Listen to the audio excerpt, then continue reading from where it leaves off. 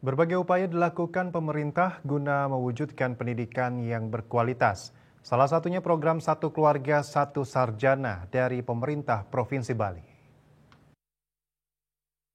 Yang berkualitas merupakan upaya yang dilakukan oleh pemerintah. Salah satu tujuannya adalah meningkatkan kualitas sumber daya manusia, memberikan kesempatan kepada keluarga yang belum memiliki sarjana untuk melanjutkan pendidikan tinggi. Akademisi Profesor Iketut Sude menyatakan apresiasinya terhadap program Satu Sarjana Satu Keluarga karena memiliki tujuan yang baik. Nantinya kontrol terhadap keberlangsungan program ini mesti diawasi dengan jelas.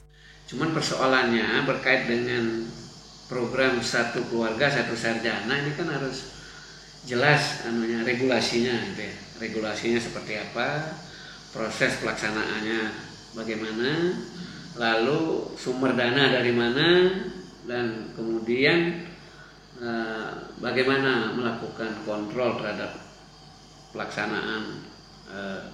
Katakanlah misalnya di situ ada program beasiswa jangan-jangan ini juga bisa memantik munculnya penyimpangan gaya baru. Kan ini yang kita khawatirkan sebenarnya.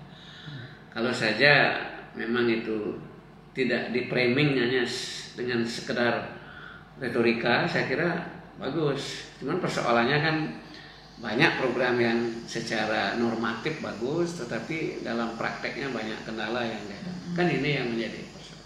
Kalau menurut saya nih. Lebih lanjut dijelaskan untuk fasilitas yang dimiliki oleh kampus di Bali sangat kompeten untuk menghasilkan lulusan yang berkualitas. Desak Aryani, Bali TV.